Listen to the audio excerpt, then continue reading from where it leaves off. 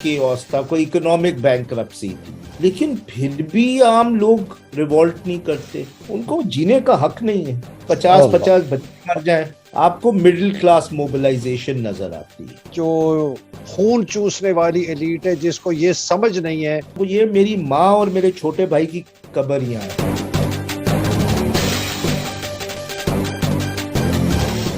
बिस्मिल्लाहिर्रहमानिर्रहीम। अस्सलाम वालेकुम पाकिस्तान। मैं हूं हैदर मेहदी और मेरा प्रोग्राम देखने का बहुत बहुत शुक्रिया। आज मेरे पास एक बहुत ही खास हिडन जेम ऑफ पाकिस्तान जिनको मैंने बड़े रिसेंटली डिस्कवर किया चंद महीने पहले, फैसल सिद्दीकी साहब। फैसल साहब, welcome to the program. Thank you जी। फैसल सिद्दीकी साहब सुप्रीम कोर्ट के लॉयर हैं, सिंध हाई कोर्ट में भी प्रैक्टिस करते हैं, लेकिन इनकी बड़ी मैनी स्प्लेंडेड पर्सनैलिटी है। आज मैंने इनको दो मकसद के लिए इनवाइट किया। एक, इन्होंने बहुत ही एक धमाका खेज मेरी नज़र में एक आर्टिकल लिखा है 28 जनवरी को डॉन अखबार में, और दूसरा हम इनसे बात करना चाहते हैं कि पाकिस्तान के अंदर जो अदलिया के ऊपर इतनी ज़्यादा तनकीद होती है उनके ऊपर इनकी क्या राय है। बिकॉज इन्होंने इन बहुत गहरी नज़र है इनकी, ना सिर्फ पाकिस्तान अदलिया के ऊपर लेकिन पाकिस्तान के सियासी मंजरनामे पे। फैसल साहब का मैं छोटा सा आपको मुख्तसरन बैकग्राउंड बता दूं। ये लंदन स्कूल ऑफ इकोनॉमिक्स और से ये ग्रेजुएटेड हैं और यूनिवर्सिटी ऑफ कैम्ब्रिज में इन्होंने लॉ पढ़ा। ये पाकिस्तान के leading constitutional, civil rights, criminal और टैक्सेशन लॉ के लॉयर है। ये मुशीर रह चुके हैं हुकूमत पाकिस्तान के अटॉर्नी जनरल को। इन्होंने पब्लिक इंटरेस्ट लिटिगेशन बहुत ज़्यादा की है। इन्होंने जो ख़ास तौर पे समाजी इंसाफ का काम किया है और मफाद आमा के ऊपर काम किया, जिसको कहते हैं प्रो बोनो वर्क किया। ह्यूमन राइट्स और कॉन्स्टिट्यूशनल राइट्स का इदारा जो यूरोप का है उसके ये बहुत इम्पोर्टेंट एक मेंबर है। और पाकिस्तान के अंदर Pakistan institute for labour education research है, मैं जानता हूँ इस इदारे को। इसने बहुत मजदूरों के लिए काम किया है। और यहाँ एक Rashid Rizvi centre for constitution human rights है, उसके भी ये बानी है। मतलब आप ये देख रहे हैं कि इनके दिल में बहुत दुख है, दर्द है, गरीब के लिए मुफ्त भी काम करते हैं। बहुत इन्होंने पर्चे लिखे हैं, पेपर्स लिखे हैं एकेडमिक जर्नल्स के लिए। लंदन स्कूल ऑफ इकोनॉमिक्स के विजिटिंग फेलो है, पढ़ाते भी हैं, और फॉर्मली मैगिल में इन्होंने भी पढ़ाया है कनाडा में।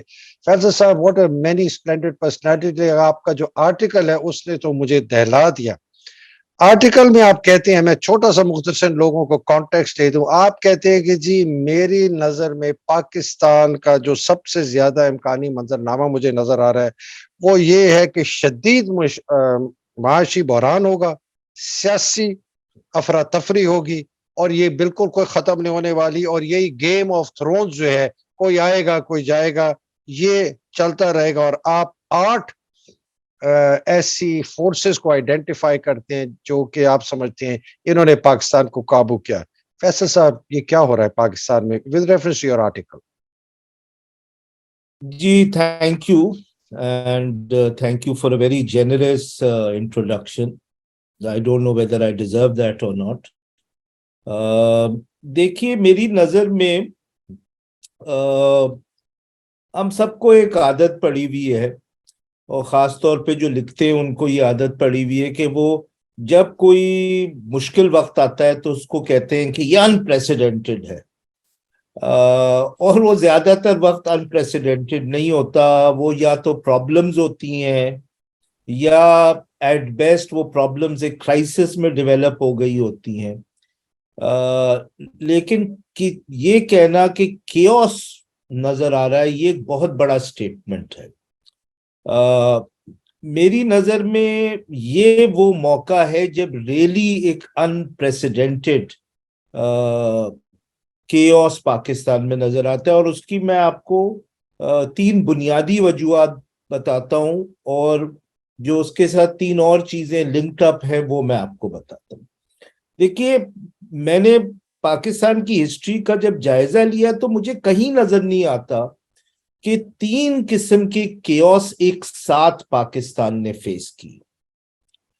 पहला केओस है कि पॉलिटिकल केओस हो, कि वो political parties at daggers end हो, और वो किसी किस्म का आपको सेटलमेंट या कॉम्प्रोमाइज नजर नहीं आ रहा. गेम ऑफ थ्रोन्स का मतलब ये होता है, जो सबने देखा होगा, कि उसमें इक्वेशन ये होती है, either I win or I die. So it's a battle to the and. جو دوسرا کیوس اس کے ساتھ لنکڈ اپ ہو گیا وہ ہے ایک اکنامک کیوس، کہ آپ کو پتہ ہی نہیں ہے کہ اگلے مہینے کیا ہوگا. پاکستان میں پولیٹیکل کیوس آیا ہے لیکن بہت کم ہوا ہے کہ وہ اکنامک کیوس کے ساتھ لنکڈ اپ ہو گیا. لیکن میری نظر میں کبھی ایک تیسرا کیوس ان دونوں کیوس کے ساتھ لنکڈ اپ نہیں ہوا، وہ ہے انسرجنسی اور ٹیررزم کا کیوس. سو یہ جو تین ایلیمنٹس ہیں یہ مجھے پاکستان کی ہسٹری میں کبھی نظر نہیں آتے کہ یہ تینوں چیزیں لنکڈ اپ ہو گئی ہیں. سیویئر پولیٹیکل، اکنامک، اور ایک اسٹیٹ اپنا مینوپلی اوور وائلنس یوز کر رہا ہے. یہ 71 میں بھی نہیں ہوا، کیونکہ 71 میں آپ یہ نہیں کہہ سکتے کوئی اکنامک کیوس تھا، کوئی اکنامک بینکرپسی تھی. یہ خطرناک اس لیے بھی ہے مہدی صاحب کہ یہ تین اور چیزوں سے کے ساتھ لنکڈ ہو گیا جس کی پاکستان میں نظیر نہیں ملتی. پہلی جو چیز ہے وہ یہ ہے کہ یہ سوسائٹی اب کوئی ایگریکلچرل سوسائٹی نہیں رہی ہے، یہ ایک رورل سوسائٹی نہیں ہے. جن لوگوں نے کام کیا اربنائزیشن میں وہ یہ کہتے ہیں کہ Pakistan is now over 60% urban. This is never happened. نہ ایک جو اربن شخص ہوتا ہے اور ایک جو رورل شخص ہوتا ہے اس میں بہت فرق ہوتا ہے. اس کی پولیٹیکل سوچ میں بہت فرق ہوتا ہے، اس کی ایمبیشنز میں بہت فرق ہوتا ہے. جو دوسری چیز اس کے ساتھ لنکڈ ہو گئی ہے کہ never in Pakistan history that you have seen such a huge bulge. یعنی just about 69-70% of your population is under the age of 40. ایک ینگ آدمی جو ہے وہ کمپرومائز کرنے اس کا پہلا ریسپانس کمپرومائز نہیں ہوتا، اس کا پہلا ریسپانس ہوتا ہے مجھے کیوں نہیں اچھی زندگی مل سکتی. لیکن اس کا ایک تیسری چیز سے کمبینیشن ہو گیا جو بھی پاکستان اور میرے خیال میں دنیا کی ہسٹری میں نہیں ہوا، وہ ہے دا ڈیجیٹلائزیشن آف لائف. دیکھیے جو آپ چیز کر رہے ہیں یہ کوئی ٹیکنالوجی نہیں ہے، سمپلی یہ جو ڈیجیٹلائزیشن آف لائف ہوا ہے یہ انسانوں کو تبدیل کر رہا ہے. اور اس کی کلاسیکل اگزامپل 1971 ہے which was our greatest crisis. دیکھیے میرے والد صاحب بتاتے ہیں مجھے کہ 71 میں زیادہ تر لوگوں کو 16 دسمبر تک نہیں معلوم تھا کہ یہ ملک ٹوٹنے والا ہے. ایلیٹس کو بھی جو پاور میں نہیں تھے نہیں معلوم تھا. اب آپ تصور کر سکتے ہیں کہ اس ملک میں کچھ ہو اور لوگوں کو ودن ہاف این آور نہیں پتا چل جائے، وہ کیا گاؤں میں بیٹھا ہو یا شہر میں بیٹھا ہو. تو جب یہ تین سیویئر کرائسس ہوں اور اس کے ساتھ یہ میجر سوسائٹل چینجز ہوں تو مجھے لگتا ہے کہ یہ کوئی وہ کیا ایلیٹ ہو یا سوسائٹی کا پارٹ ہو، اگر وہ یہ سمجھتا ہے کہ یہ ملک اسی طرح چلتا رہے گا، میں یہ نہیں کہہ رہا اس میں کوئی اچھی تبدیلی آئے گی یا بری تبدیلی آئے گی، مجھے نہیں معلوم، لیکن میں یہ بتا سکتا ہوں آپ کو کہ یہ ملک اس طرح نہیں چلے گا. یہ اسٹیٹس کو جس طرح ہماری پاور ایلیٹ رول کرتی ہے یہ اس طرح نہیں چلے گا.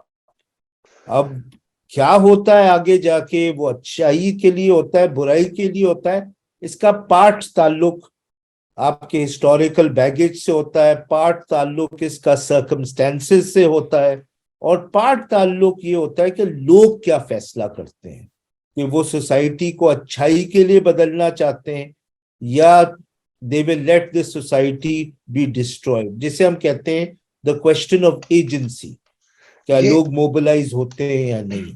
اور آپ دیکھیے just go ahead 30 years and go to 2050.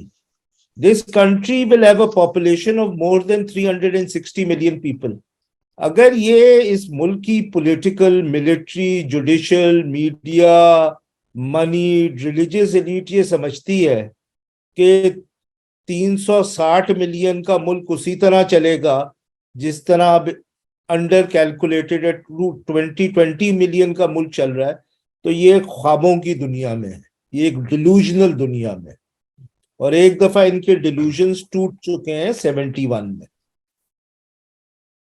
فیض صاحب ایک سوال پوچھنا چاہتا ہوں. آپ نے اپنے آرٹیکل کو شروع کیا تھا ایک لینن کے کوٹ سے، اور میں اس کو ذرا دہرانا چاہتا ہوں کہ آپ نے کہا کہ انقلاب اگر آئے گا تو صرف یہی ضروری نہیں ہے کہ جو نچلا طبقہ ہے وہ اپنے طور طریقے جس طریقے سے رہتا ہے اس کو اس رہنے سے وہ کہے کہ جی ہم اسی طرح رہیں گے. یہ بھی لازم ہونا ہے کہ جو اوپر کا طبقہ ہے وہ اپنے پرانے طور طریقے سے نہ رہے. اور اس میں آرٹیکل میں آپ نے 8 فورسز کو آئیڈینٹیفائی کیا ہے. آپ کہتے ہیں جی پاکستان گرفت میں ہے فوجی اسٹیبلشمنٹ کے، سیاستدان اور بیوروکریسی کے، عدلیہ کے، میڈیا کے، پیسے والی اشرافیہ کے، پرانے اور نئے مذہبی مولوی رہنما اور دہشت گرد اور علیحدگی پسند فورسز کے.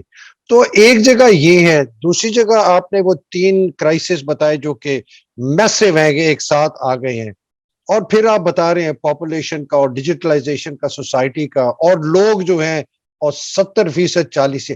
تو یہ تو ایک میلٹنگ پاٹ ہے، پھٹنے کے لیے تیار ہے. لیکن آپ کہتے ہیں کہ کچھ نہیں ہوگا لیکن یہ کیوس اور وائلنس میں چلتا رہے گا. سمجھ نہیں آ رہی مجھے یہ. دیکھیے Lenin and Lenin's political history is a great example of to understand کہ کب ایک سوسائٹی پھٹتی ہے اور ایک اولڈ آرڈر ختم ہو جاتا ہے.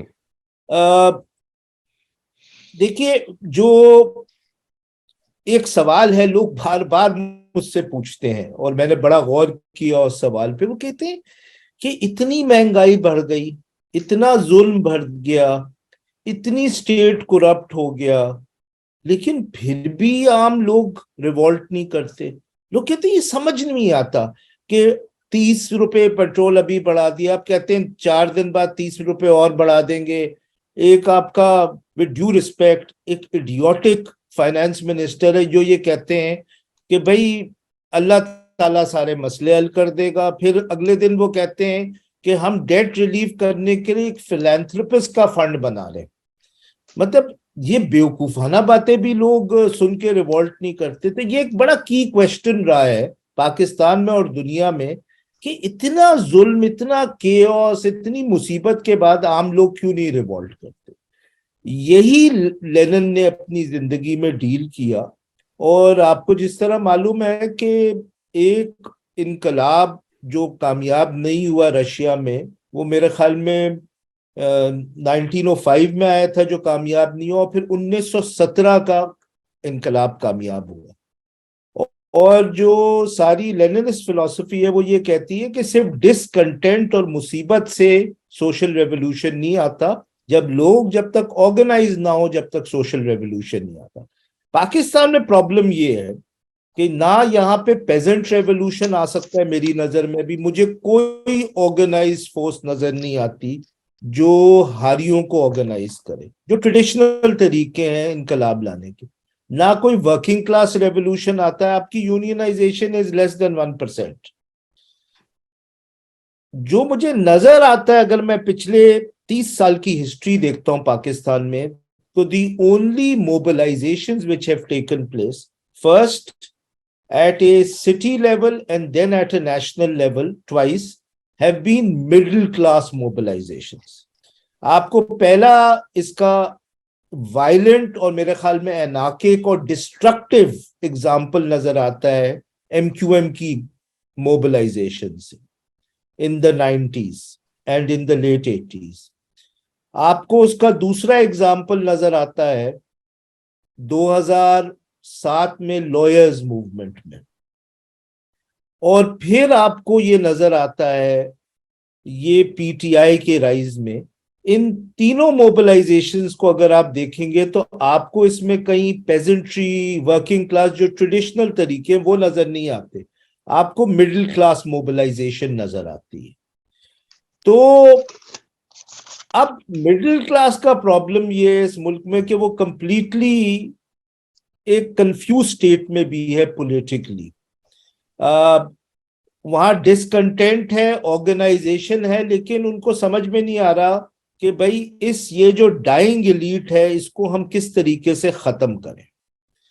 تو یہاں پہ میں آتا ہوں دوسری چیز کے اوپر, وہ یہ ہے کہ جو لینن کی سب سے بڑی انسائٹ ہے کہ جب تک یہ رولنگ ایلیٹ کو یہ ریئلائز نہیں ہوگا کہ بھائی یہ اولڈ آرڈر اس طرح نہیں چل سکتا, اگر ہمیں حکومت کرنی ہے تو یہ بڑا فیمس اسٹیٹمنٹ ہے حیدر صاحب, it comes from a Spanish novel where the one of the participant Cs, Horatio, we have to change completely in order to completely remain the same. بہت خوب, بہت خوب.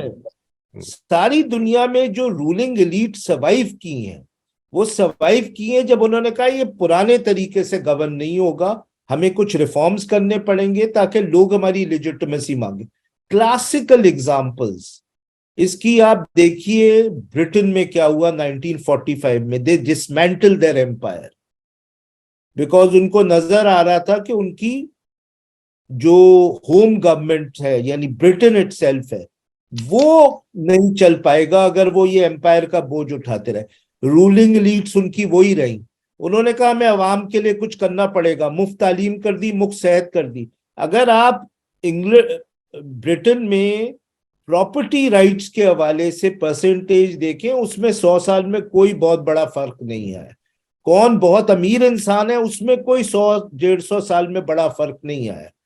تو یہ ایک انلائٹنڈ ایلیٹس ہوتی ہیں اور لینن ان کی طرف بھی کر رہا ہے کہ, اور یہ مجھے لگتا ہے کہ پاکستان میں اس قسم کے بہت لوگوں سے ملتا ہوں جو ایلیٹ میں, جو اپنے سیلفش انٹرسٹ کے لیے, because they want to leave in this country, they want to exercise their power, but in کو ایٹ لیسٹ یہ نظر آ رہا ہے جو ان کی دوسرا حصہ جو ایلیٹ کا, جس کو میں پیراسٹیکل ایلیٹ کہتا ہوں, ایک پیراسٹیکل ایلیٹ ہے, ڈیلوژنل ایلیٹ ہے جو سمجھتی ہے کہ اسی طرح پارٹی چلتی رہے.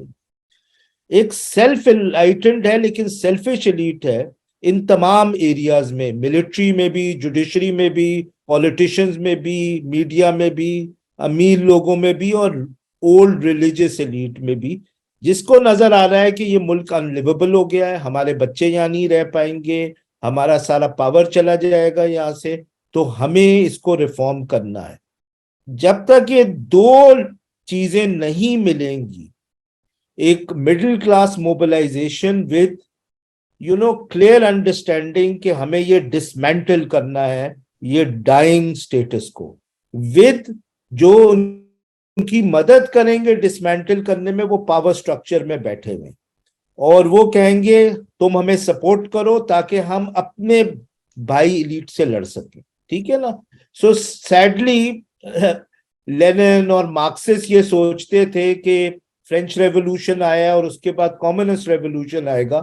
مجھے لگتا ہے کہ we are back to the moment of the French revolution. جیسے آپ کو معلوم ہے 1789 میں French revolution was a middle class revolution. اس کو جو لیڈ کر رہا تھا وہ وکیلوں کی بہت بڑی تعداد تھی, رابسپیئر فار ایگزامپل. جی. سو اگر یہ دو کلاسز نہیں کمبائن کرتی, middle classes with this selfish but enlightened elite which is only part of the elite, the other part is a parasitical elite.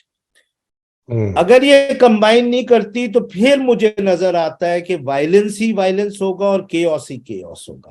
History determine کرتی ہے بہت ساری چیزیں, سرکمسٹانسز ڈٹرمن کرتے ہیں بہت ساری چیزیں, بٹ ایک بہت بڑا حصہ کلیکٹیو ایجنسی کا ہوتا ہے کہ لوگ کیا فیصلے کرتے ہیں کلیکٹیولی. تو اگر ان دونوں parts of what I call the agents of change, انہوں نے اگر فیصلہ نہیں کیا بھی تو رہے پھر وائلنس میں, رہے پھر کیوس میں. میں آپ کو ایک ہورفک ایگزامپل بتاتا ہوں کہ میں اس ملک میں کیا دیکھ رہا ہوں.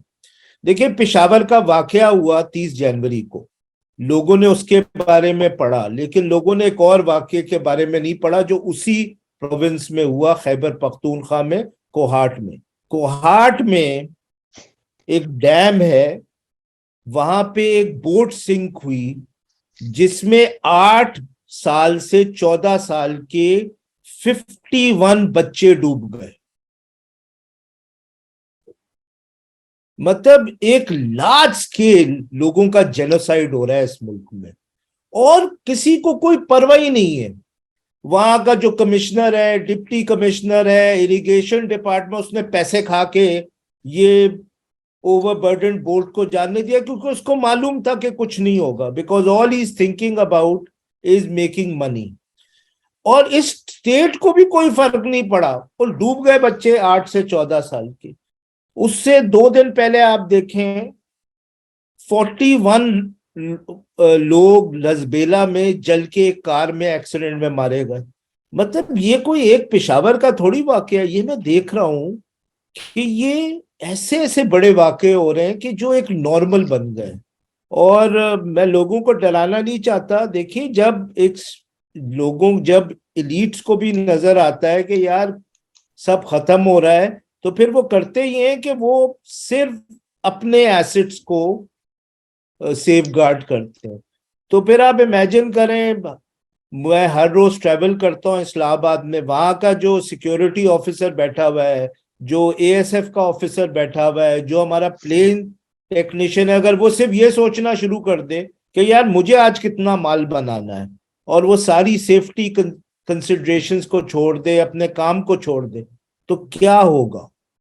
अगर हर लीड के पर्सन ने यहाँ ये सोचना शुरू कर दिया, बाढ़ में गया ये मुल्क, ये इसने मुझे कुछ नहीं दिया, कुछ नहीं होगा, कुछ तब्दील नहीं होगा, एवरी पर्सन इज अपसेट, तो ये कोहाड़ जैसा वाकया जिसमें 51 बच्चे मारे गए और कोई पूछने वाला नहीं।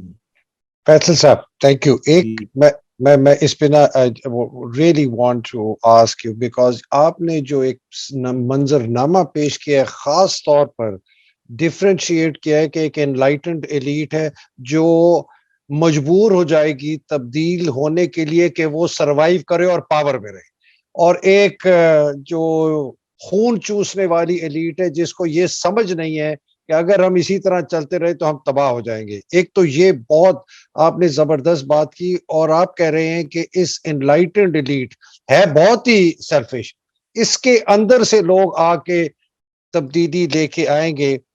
और ये इस तरह है जैसे कि एक औरत जिसने बिकिनी पहनी हुई है, अब बिकिनी पहन के बाहर नहीं जा सकती, तो उसने पर्दा पहनना शुरू कर दिया अपने ऊपर, लेकिन जहन वही वाला है, लेकिन पर्दा इसलिए किया कि लोग अब उसको एक्सेप्ट कर ले कि हाँ यार, ये अब ये बिकिनी वाली औरत जो है या आदमी, ये अब इसने या दाढ़ी रख ली है, मिसाल के तौर।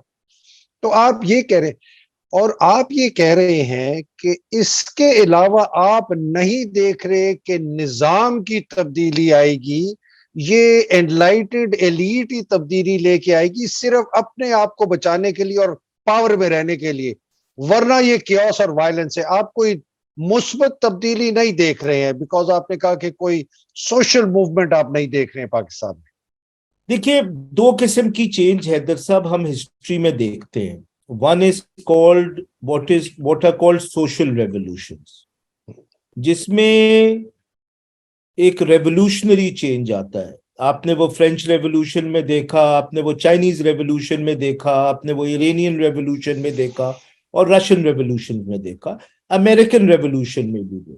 एक पूरी की पूरी एलीट और एक सोच को उठा के बाहर फेंक देती है, लेकिन उसके लिए मैसिव सोशल मोबिलाइजेशन होती है और बड़ी लार्ज स्केल पे आपको कुर्बानी देनी होती है। मुझे नजर नहीं आता कि ये क्या इस किस्म की ऑर्गेनाइज्ड कोई मूवमेंट है, वो उसकी लीडरशिप कौन है, कौन सैक्रिफाइस देने के लिए तैयार है, मुझे ये नजर नहीं आता। दूसरा जो किस्म का चेंज आता है, जिसे हम कहते हैं रेवोल्यूशन नहीं बट रिफॉर्म, और रिफॉर्म के भी बड़े हिस्से होते हैं। What I am looking at is incremental reform. देखिए हैदर साहब, इस मुल्क में अगर हम कोई रेडिकल चेंज नहीं ला सकते, हम कोई मैं कहता हूं कोई मैसिव रिफॉर्म भी नहीं ला सकते, अरे लोगों की तो जिंदगी आसान कर दें थोड़ी बहुत। मतलब वो शख्स हर दिन तो ये नहीं सोच रहा हो कि मेरे बच्चे भूखे सोएंगे, ये नहीं होता था पाकिस्तान में, तो ये फैसल नहीं होता था। तो फैसल जी, साहब, ये कैसे होगा? यू हैव अ वेरी, ये होगा कैसे? ये जो इंक्रीमेंटल रिफॉर्म ही कर लें, छोटा भी कर लें, सोसाइटी में थोड़ी सी इक्विटी आ जाए, लोगों की, गरीबों की कोई सुनवाई हो जाए, नौकरी मिल जाए, रोटी मिल जाए, ये कैसे होगा फिर? دیکھیے ایک تو اس کا انکریمنٹل ریفارم میں بھی کچھ بہت لینڈ مارک فیصلے کرنے پڑیں گے. And let us take an example. ہمارے بھائی جن کے اوپر ہم نے بہت ظلم کیا اور وہ الگ ہو گئے ہم سے, ہمارے بنگالی بھائی, جن کو کہا جاتا تھا دا basket case of the world, آپ کو یاد ہوگا حیدر صاحب, جی فار بالکل یاد. لاسٹ 35 ایئرز ان کو یہ کہا جاتا تھا. مطلب وہاں سے صرف خبر آتی تھی کہ لوگ مر رہے ہیں سڑکوں پہ, لوگ ہیوج لوگ جو ہے غربت میں رہ رہے ہیں. وہ ملک آج نہ صرف پاکستان سے زیادہ ایکسپورٹ کرتا ہے, وہاں پولیٹیکل سٹیبلٹی ہے. اس نے بھی آئی ایم ایف کا پلان نیگوشیٹ کیا ہے ابھی, لیکن اس نے نیگوشیٹ یہ نہیں کیا ہے, وہ بینکرپٹ ہو رہا تھا. ان کو نظر آ رہا تھا اگلے کچھ سالوں میں ہمیں کچھ کیش فلو پرابلمز ہوں گی, دیٹ از وائی انہوں نے آئی ایم ایف کا پروگرام لیا. اب آپ یہ سوچئے کہ بنگلہ دیش میں وہ کیا چیزیں ہیں جس کی وجہ سے اس کا جی ڈی پی, لوگ اب انڈینز بڑے امبیرس ہوتے ہیں, it has a higher G D P then India. Pakistan تو کسی کھیت کی مولی نہیں ہے بنگلہ دیش کے مقابلے. بنگلہ دیش میں میری نظر میں 3 چیزیں نہیں ہیں جو پاکستان میں. پہلی بات, بنگالیوں نے فوج کی ڈومینیشن پالیٹکس میں ختم کر دی.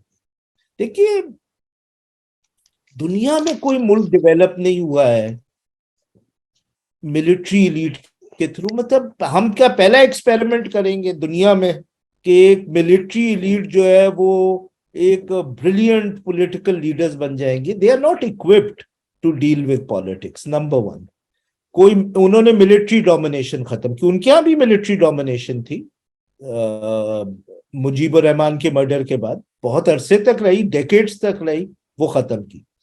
نمبر 2, اور یہ بڑی کریٹیکل چیز ہے, اور یہ چائنا کی بھی سکسیس سٹوری کا ایک مین ریزن یہ ہے, دیکھیے بنگلہ دیش is not involved in any cold اور لمیٹڈ وارز. بنگالی اندر دیکھتے ہیں, وہ یہ نہیں دیکھتے کہ انڈیا ہمارے ساتھ کیا کر رہا ہے یا اور کوئی نیبر ہمارے. they are not involved in any kinds of wars on their borders. they might have border disputes but they are not involved in any kinds of war. یہی چائنا نے کیا. the reason why China has developed is that since 1982 China has not been involved in any war. ڈینگ shopping اتنا کمال کا آدمی تھا, اس نے کہا یار سب بھول جاؤ دنیا کے بارے میں, بارڈرز ڈسپیوٹ, اندر دیکھو, پہلے اپنے آپ کو ڈیولپ کرو. 82 کے بعد China has not been involved in any war and that is the success. بنگالیوں نے بھی یہی کیا. ان کی ڈسپیوٹس ہیں انڈیا کے ساتھ, اوروں کے ساتھ ہیں, but they've not made them hot. آپ 2 فرنٹس پہ جنگیں لڑ رہے ہیں rally.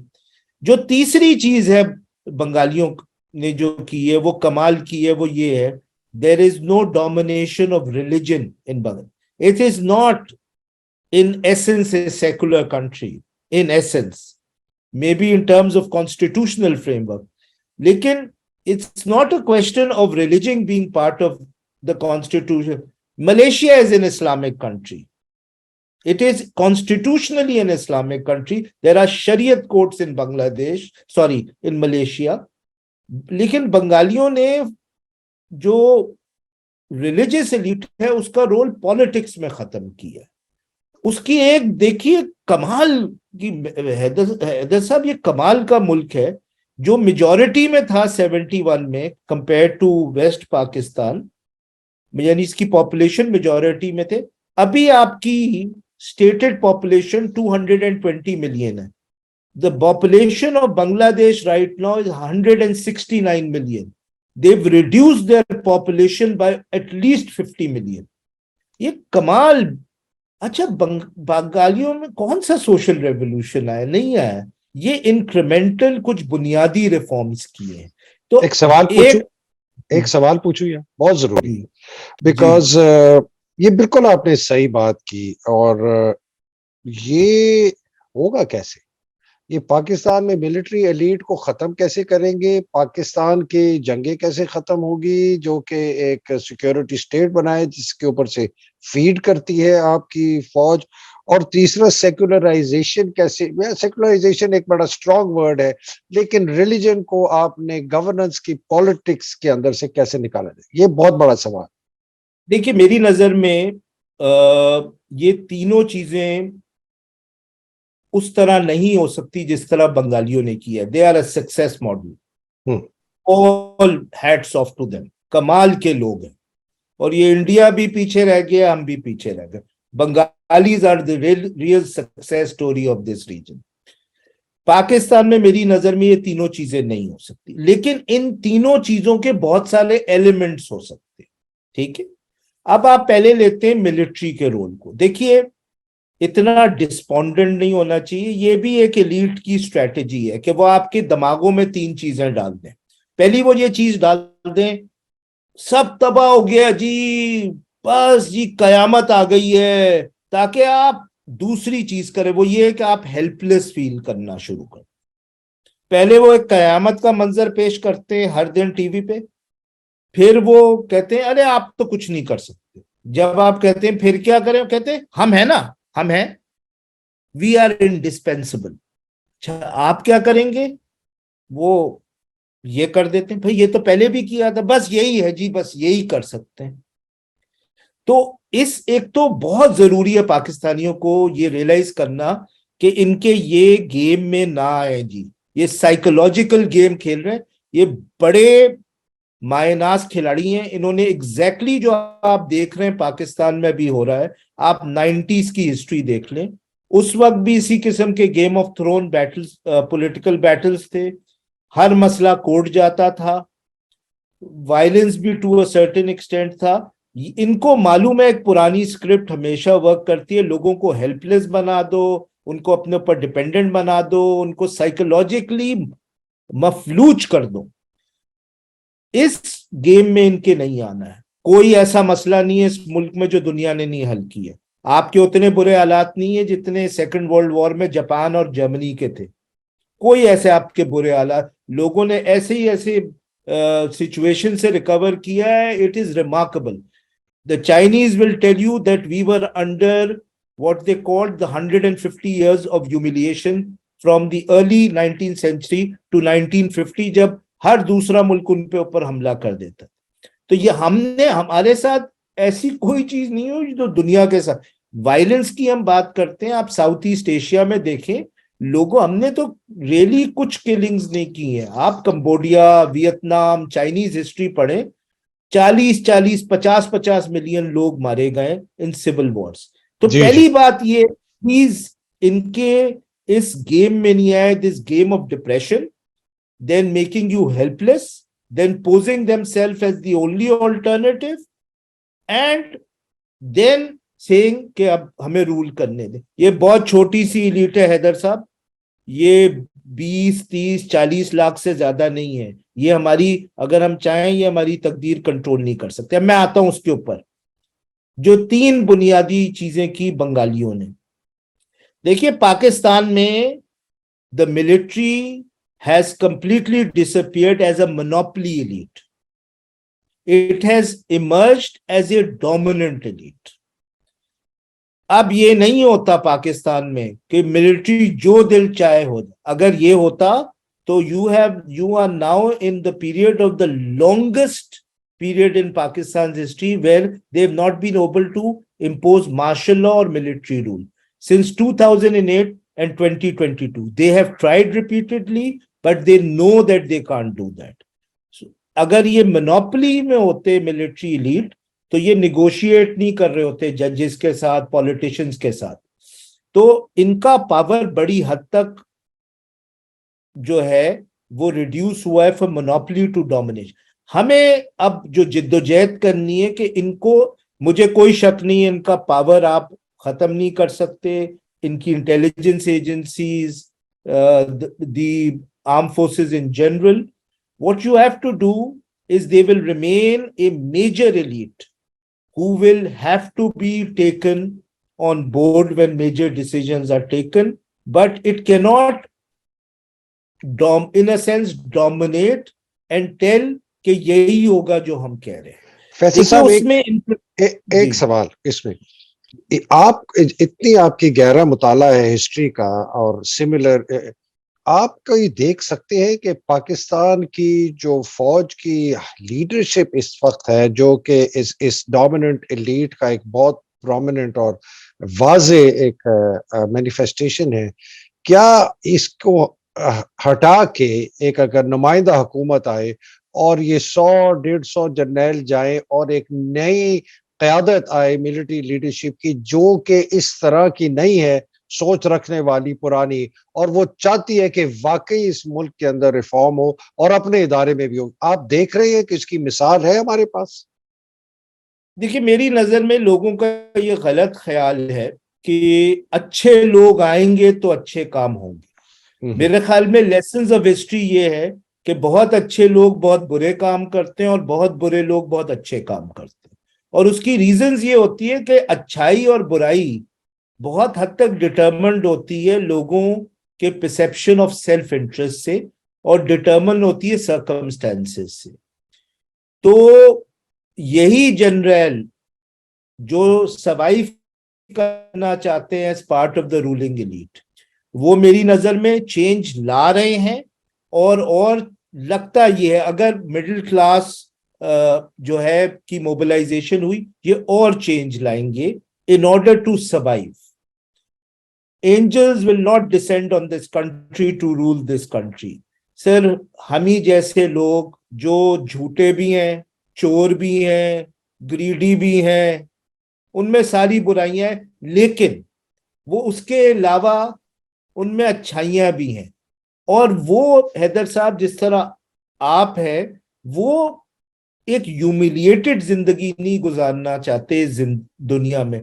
This country is a humiliated nation in the world.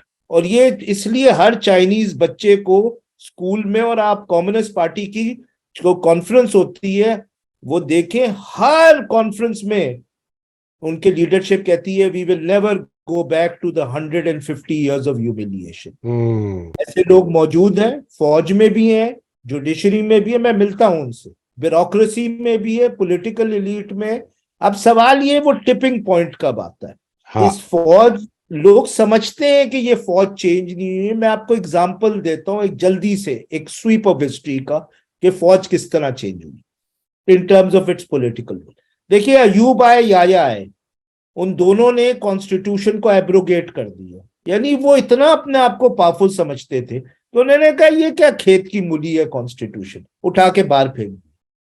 Ziaullah could not abrogate the constitution. That is why 73 constitution has survived. He only suspended the constitution. کیوں؟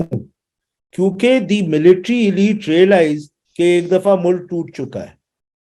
اگر ہم نے یہ constitutional document کو abrogate کر دیا تو پتہ نہیں کیا ہوگا. وہ اس ڈر کے انہوں نے abrogate نہیں کیا. اس میں کوئی 80 کے اوپر امینڈمنٹس کی ضیاء الحق صاحب نے, اور اس کو ریوائیو کیا 86 میں. مشرف آئے, ریمارکبل بات ہے, Musharraf did not impose a real martial law. There were no martial law administrators which were appointed. It was really a semi-civilian cabinet. There were no military courts under martial law. He called himself a chief executive.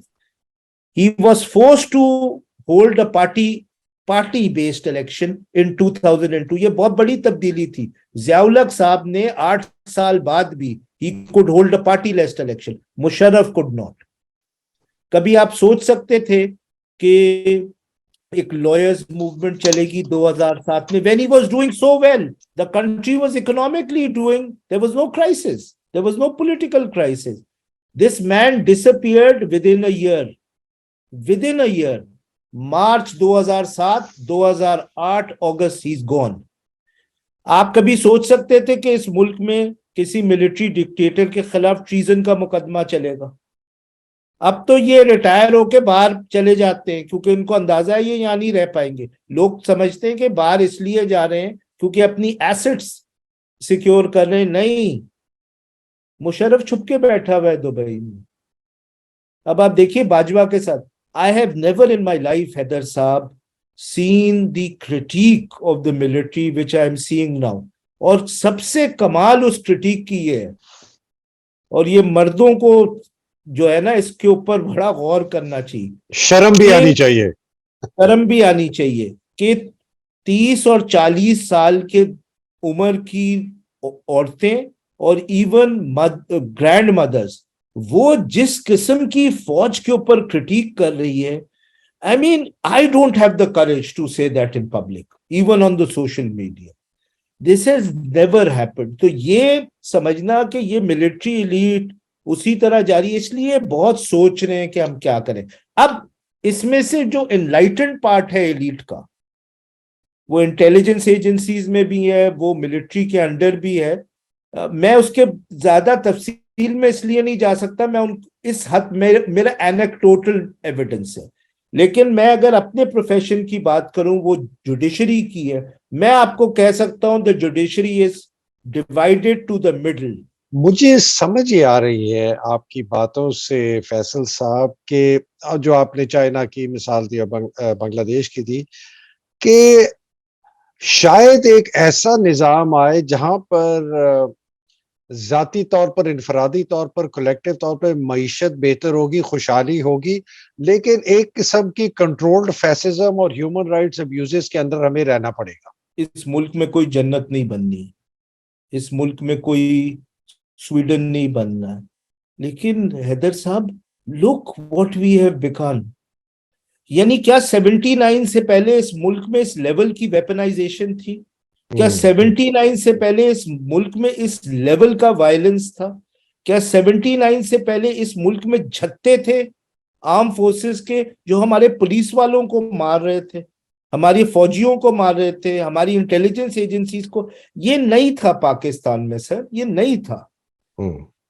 یس,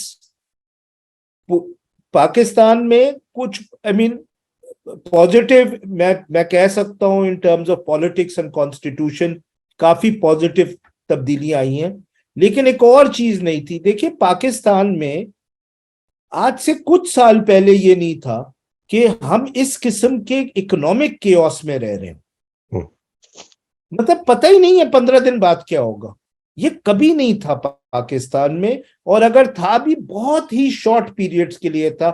ہم نے bomb blast کیے, پھر مشرف کے 2001 کے دور میں تھا, پھر پیسے مل گئے امریکنوں سے. ضیاء الحق کے دور میں تھا 77 to 79, پھر امریکنوں سے پیسے مل گئے. لیکن اس قسم کا اکنامک کیوس کہ اب پتہ ہی نہیں ہے کہ اگلے مہینے کیا ہوگا, اس کے اگلے مہینے, کیونکہ اب لگتا نہیں ہے کہ کوئی اتنے پیسے دے گا, لگتا نہیں ہے کہ کوئی نئی مرسنری کوئی وار شروع ہوگی اس ریجن میں, لگتا تو نہیں ہے ابھی. تو میں صرف یہ کہہ رہا ہوں کہ اتنے برے حالات کبھی نہیں تھے. اور ایک آخری بات, میرے خیال میں اس لیول کی ڈس فنکشنالٹی اسٹیٹ کی نہیں تھی, ابھی نہیں تھی. چیزیں ورک کرتی تھی, ہم بہت, کوئی آئیڈیل اسٹیٹ نہیں تھا, لیکن یہ حال نہیں تھا. بھئی آپ مجھے بتائیے کب کون سا واقعہ ہے کہ 51 بچے مر گئے ہوں؟ بتائیے, کوئی مجھے بتائے کون سا واقعہ ہے 2012 میں آیا کہ 258 workers were burnt alive in the Baldiya factory. It's never happened in Pakistan's history, never. تو یہ ہمیں سوچنا چاہیے کہ یہ جو ہو رہا ہے یہ پاکستان اتنا برا نہیں تھا, مطلب it was not this bad. تو فیصل صاحب یہ ہمیں اپنی جوڈیشل کانورسیشن انشاءاللہ اگلے ہفتے تک پینڈ کرنی پڑے گی. مجھے جو سمجھ آئی ہے آپ کی بات سے, اور ناظرین میرا خیال ہے وہ یہ ہے کہ جب سوشل موبلائزیشن کی انٹینسٹی, خاص طور پہ مڈل کلاس کی, جس طرح آپ کہتے ہیں, جتنی متحرک اور جتنی شدت اس میں آئے گی, اتنی ہی جلدی جو انلائٹنڈ ایلیٹ ہے مختلف جگہوں پر, وہ یہ فیصلہ کرے گی کہ یار تبدیلی لے کے آؤ ورنہ سب کچھ ہمارے ہاتھ سے جائے گا. میرا یہ نتیجہ صحیح ہے؟ جی, اور میں آپ کو اس کی اگزامپل دے سکتا ہوں لائرز موومنٹ کی, کیونکہ میں پرسنلی اس میں انوالوڈ تھا. ہمارا جو دفتر تھا it was really the head quarter of the lawyers movement. دیکھیے لائرز موومنٹ صرف سڑکوں پر موبلائز کر کے نہیں آئی ہے, we joined with the elite within the state. हमने सुप्रीम कोर्ट को अंदर से तोड़ा, जजेस को, कि तुम वो जजेस जो मुशर्रफ का साथ देना चाहते उनका साथ ना दो. मैं आपको एक छोटा सा एग्जांपल देता हूं. इफ्तिखार चौधरी साहब पहली दफा रिस्टोर हुए जुलाई 2027 को, जब मुशर्रफ ने पहली दफा निकाला था. 2007 सॉरी, जो रिस्टोर हुए थे वो हुए थे जुलाई 2007. रिमूव हुए थे वो मार्च 2007. तो रेस्टोरेशन जो सुप्रीम कोर्ट ने यूनानिमसली उनको रिस्टोर किया था 13-0, यानी ये फौजी एक जज नहीं तोड़ पाए. 20 जुलाई को, 17 जुलाई को मेहदी साहब प्रेसिडेंसी में एक मीटिंग होती है, जिसमें एक जो पार्टिसिपेंट थे उन्होंने मुझे बताया कि उनके जो मिलिट्री इंटेलिजेंस के चीफ थे नदीम ताज साहब, उन्होंने मुशर्रफ को कहा you will win 10-3 on 17th July and he lost 13-0. तो ये हमने लॉयर्स मूवमेंट में देखा है कि जब मोबिलाइजेशन होती है, जो एलीट है वो अंदर से तोड़ती है लोगों को. I mean now it is quite documented that one of the reasons why Musharraf was removed is because part of the conspiracy was, of course, Kiani Saab, who was the blue-eyed boy of Musharraf. This is well documented now. मैं तो सिर्फ judiciary की हद तक इसकी documentation के बारे में बता. तो it's a classical example, mobilization on the street, and then the elite conspires against its own brothers. क्योंकि उनको नजर आता है ये हमें मरवाएंगे, हमारा पावर जाएगा. अगर हमें आर्मी ने ये रियलाइज किया हमें ये डिस्ट्रॉय करेगा Musharraf, let's get rid of him, and that is a normal thing within the army. देखिए who got rid of Ayub, या we know how Zia ul Haq happened, you know there is a lot written about it. Who got rid of Musharraf, the same thing. So ये कोई uncommon बात नहीं है पाकिस्तान में कि ये एलीट जब देखती है कि राइटिंग ऑन द वॉल है, दे स्टैब देयर ओन ब्रदर्स. बहुत खूब फैसल साहब, this is such a wonderful conversation. इतनी बेहतरीन आपसे ये आज की नशिस्त हुई. मैं तो रिक्वेस्ट करूंगा, और मुझे पता है मेरे पास हजारों कमेंट्स आएंगे कि फैसल साहब को वापस लेके आए, जो कि आप मुझे वादा करके जाएं ऑन रिकॉर्ड कि आप वापस आएंगे. इसी नशिस्त को कंटिन्यू करेंगे और जो आपका एरिया ऑफ एक्सपर्टीज है अदलिया की रिफॉर्म, उसके पर बात करेंगे. Do I have that commitment? Sir, अब जुडिशरी के हवाले से बात करेंगे तो फिर मेरा कमिटमेंट है. ये जो बातें हैं ये मेरी एरिया ऑफ एक्सपर्टीज नहीं थी, लेकिन क्योंकि ये मुल्क डूब रहा है तो ये बातें अब कहनी पड़ती हैं, क्योंकि you know I love this country. And मुझसे लोग कभी पूछते हैं, this is my last comment, I know time is running out, मुझसे कोई पूछता है कि आप क्यों नहीं छोड़ के चले जाते ये मुल्क, आपके पास तो 1000 अपॉर्चुनिटी. मैंने बहुत सोचा है हैदर साहब इसके बारे में कि क्यों. आई एम वेरी फॉर्चुनेट, मेरे पास जो कुछ है, I am so grateful. It's only because of this country and because of the resources which this country is spent on me, and because the love I have experienced in this country. मैं सोचता हूँ कि भाई मैंने सोचा बहुत कि मैं क्यों नहीं जाता. उसका जवाब पता है क्या हैदर साहब? ये मेरी माँ और मेरे छोटे भाई की कब्र यहाँ है. अल्लाह. मुझे ये नजर आ रहा है कि इस मुल्क में ऐसे हालात हो जाएंगे कि मेरी माँ की कब्र कोई खोद के वो बिल्डिंग, उस लैंड पे कब्जा करके वहां कोई बिल्डिंग बना देगा. मैं क्या जवाब दूंगा अपनी माँ को कि मैं उसकी कब्र की भी हिफाजत नहीं कर पाया. अल्लाह. तो लोगों को ये सोचना चाहिए, हमारी कब्रें यहाँ हैं इस मुल्क में, सिर्फ हमें दिया नहीं, हमारी जो लोग अपनी कब्रों के बारे में नहीं सोचते उनको जीने का हक नहीं है. 50-50 बच्चे मर जाएं, 50-50 बच्चे मर जाएं, कोई पूछने वाला नहीं है. बहुत शुक्रिया फैसल साहब, आपने तो हिला दिया, मुझे तो हिला दिया. मैं आई एम श्योर कि हमारे सुनने वाले भी हिल जाएंगे. नाज़रीन, आपने फैसल सिद्दीकी साहब का सुना. मैंने ऐसी कॉन्वर्सेशन बहुत कम सुनी है और मेरी उम्र 66 साल है और मैं बहुत अरसे से ये काम कर रहा हूँ इतनी क्लैरिटी से. हमारी दुआ है कि अल्लाह सुब्हानहू तआला हमारे मुल्क को अपने हिफ्ज़-ओ-मान में रखे. हमारी दुआ है कि आप सबको अल्लाह सुब्हानहू तआला अपने अहल-ओ-इयाल को हिफ्ज़-ओ-मान में रखे. پاکستان زندہ باد، پاکستان پائندہ باد.